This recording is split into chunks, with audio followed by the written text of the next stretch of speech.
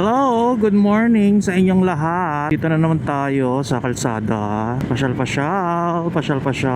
Pinagtitingin na naman tayo ng mga mga 1 ay 11 o'clock in the morning. Sana naman yung audio nito medyo yung hindi masyadong malakas ba yung kwan. Nakakairita kasi pagka naririnig mo yung wind noise. Nakakairita.